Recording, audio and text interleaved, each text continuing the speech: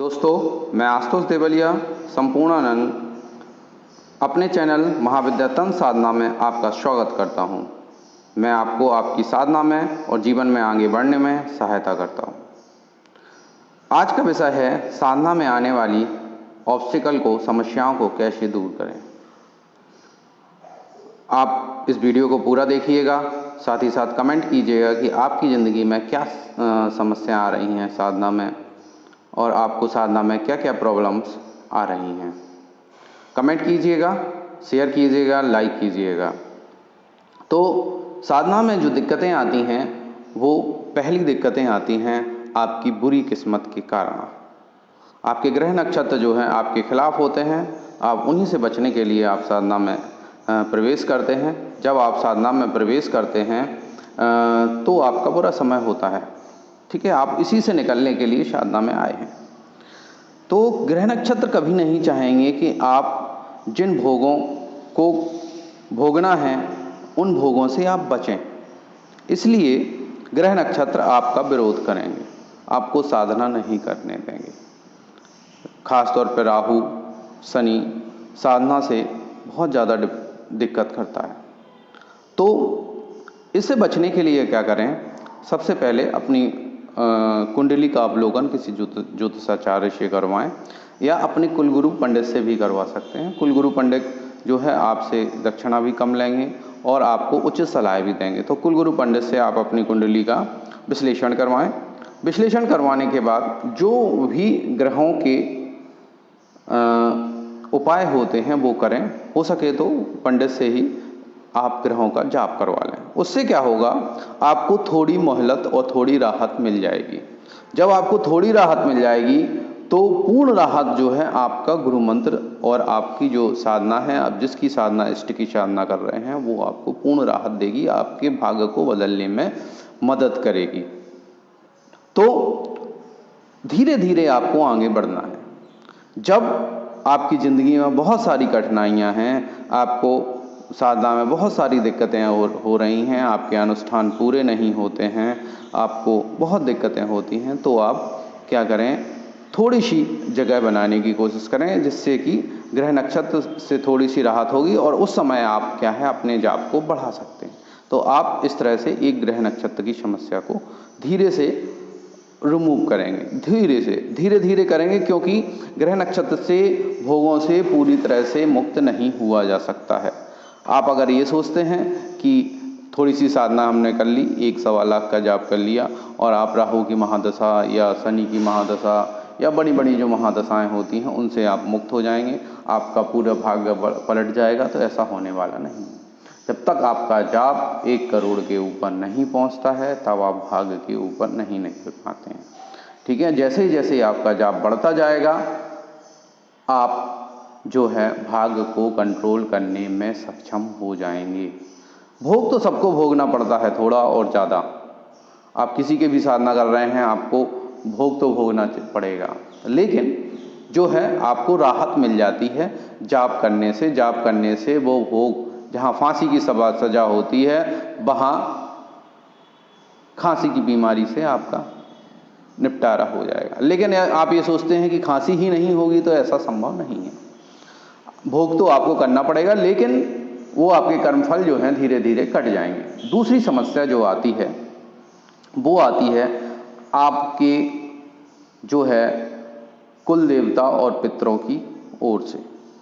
कुल देवता और पितर जो हैं वो, उनको पूजन न मिलने के कारण, जैसे ही आप साधना स्टार्ट करेंगे, खासतौर पर भगवती की साधना, शक्ति साधना जैसे ही आप स्टार्ट करते हैं, वैसे ही ऊपर तक पता चल जाता है कि हमारे कुल में कोई एक साधक आ गया है।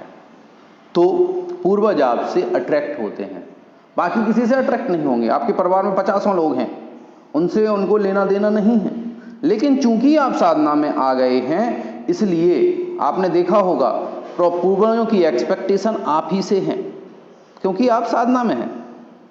आप उनके लिए कुछ कर सकते हैं, आप सक्षम हैं करने के लायक।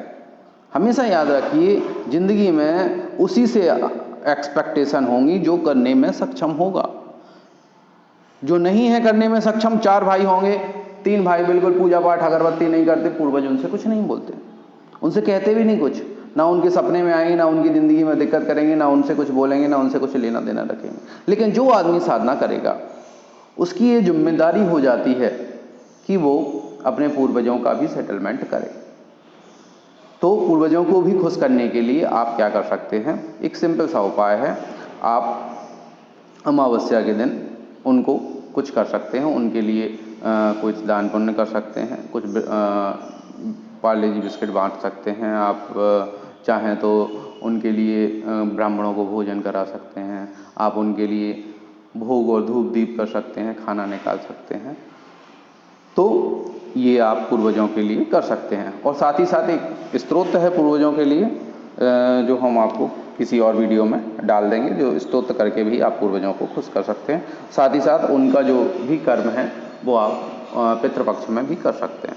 अब बात करते हैं कुल देवता और कुल देवी की। कुल देवता जो हैं, आपके कुल में पूजित जो भी देवता हैं, जो भी कुल देवी हैं, या इसके अलावा अदर देन कुल देवता और कुल देवी जो भी आपके कुल में पूजित हैं, जितने भी देवताओं को, लोक देवताओं को आपने कुल में पूज रखा है, उनका समय समय पे जो भोग है वो आप देते रहें। जिस दिन आपके कुल देवता की पूजा होती रहे वो उस दिन करें। कुल देवी के लिए आप अष्टमी चुनाव कर सकते हैं, नवदुर्गा की अष्टमी, उस दिन आप कुल देवी के नाम से धूप दीप अगरबत्ती करें, उत्ते से और भोग प्रसाद बनाएं, हलवा पूड़ी खीर, उससे ही आपकी कुल देवी प्रसन्न हो जाएंगी। कुल देवी और कुल देवता को प्रसन्न करना इतना बड़ा टीडियस काम नहीं है, वो तो उनकी नियमित पूजा मिलती रहे, वो आपके प्रसन्न रहते हैं। ठीक है, अब अगली समस्या जो आती है वो आती है भूत प्रेत बाधा, जो बड़ी समस्या है, साधकों के साथ देखी जाती है। जैसे आपके घर में कोई बाधा है, जैसे आपके ज़िंदगी में कोई बाधा है, जैसे कोई आपके परिवार के सदस्य प्रेत बाधित हैं, आपको पता नहीं है, वो रह रहे हैं, लेकिन जैसे ही आप साधना शुरू करेंगे आपको उनके लक्षण दिखाई देने लगेंगे, तो वो आपकी साधना में बहुत ज़्यादा डिस्टर्बेंस करते हैं, क्योंकि वो नहीं चाहते कि आप सक्षम बने, आप बड़े बने, कि आप उन्हें हटा सकें, तो वो आपकी साधना में डिस्टर्बेंस करते हैं। ऐसी स्थिति जब भी उत्पन्न होती है, आपके सपने में कोई आता है, आपको कोई कहता है, आपको साधना शुरू करते ही फालतू की अनुभूतियाँ होने लगती हैं, आप ऊधम होने लगता है, तो आप किसी एक्सपर्ट की मदद लें। इस मामले में हम आपसे हमेशा यही कहेंगे, अपने हाथ से करने की कोशिश ना करें, किसी एक्सपर्ट की मदद लें, अपने घर का बंधन करवाएं, और अपने घर में अगर कोई इस तरह की शक्ति है तो उसको निकलवाएं। आपके ऊपर कोई शक्ति है तो इस तरह से उसको भी हटवाएं। आपके परिवार के सदस्य पे भी कोई शक्ति इस तरह से है, भूत प्रेत बाधा है, तो उसको हटवाने की कोशिश करें। जो भी एक्सपर्ट आपके शहर में अवेलेबल हो, हम आपसे नेट पे लोगों के बारे में नहीं कहेंगे, सलाह नहीं देंगे, क्योंकि दूर से बहुत बार समाधान हो सकता है, बहुत बार नहीं भी हो सकता है। दूर से आदमी देख के बदबूझा बता सकता है, नहीं भी बता सकता है। तो आप अपने लोकल में किसी एक्सपर्ट को खोजें और उससे ये अपना समाधान करवाने की कोशिश करें, खुद ये करने की कोशिश ना करें। लेकिन फिर भी एज ए साधक आप क्या कर सकते हैं, आप नियमित एक महीने में कम से कम एक बार पूर्णमासी को या अमावस्या को हवन करें। ठीक है, हवन से ये चीज़ें बहुत तेज़ी से हटती हैं। दूसरा, आप अपनी सुरक्षा के लिए, परिवार की सुरक्षा के लिए कवच जरूर करें। कवच जो है, जो भी कवच आप करना चाहते हैं, जो भी राम रक्षा स्तोत्र है, देवी कवच है, काली कवच है, दुर्गा कवच है, शिव कवच है, वो आप जरूर करें। ये कवच आपको एक सुरक्षा देने का काम करता है। ठीक है, धीरे धीरे क्या होगा, आपकी साधना बढ़ती जाएगी और ये शक्तियाँ आपकी हटती जाएंगी। अब अगर बहुत ज़्यादा दिक्कत हो रही है, आपको परेशानियां होती हैं कि आप अपनी साधना को कंप्लीट नहीं कर पाते हैं, आपके अनुष्ठान पूरे नहीं हो पाते हैं, मान लो आप 1.25 लाख का संकल्प लेते हैं और आपका संकल्प पूरा नहीं हो पाता है, बहुत सारी दिक्कतें आती हैं, तो इन सब चीज़ों को दूर करने के लिए पहले तो आप अपनी मेंटलिटी बनाइए। मेंटलिटी जो है क्या है, आपकी मेंटलिटी क्या होनी चाहिए, मेंटलिटी ये होनी चाहिए कि जाप से ही हमारी सारी समस्याएं दूर होंगी और हमें जाप करना है। जब आप ऐसी मेंटालिटी बना लेंगे तो आप जाप करने में सक्षम हो जाएंगे। फिर क्या करना है, आपको बड़े अनुष्ठान की जगह छोटे छोटे अनुष्ठान लेना है। मान लो 1.25 लाख का अनुष्ठान नहीं हो पाता है तो आप पहले 10,000 का अनुष्ठान लीजिए और ज़्यादा दिन ना रखिए, उसको 2 दिन में 3 दिन में पूरा करने की कोशिश कीजिए।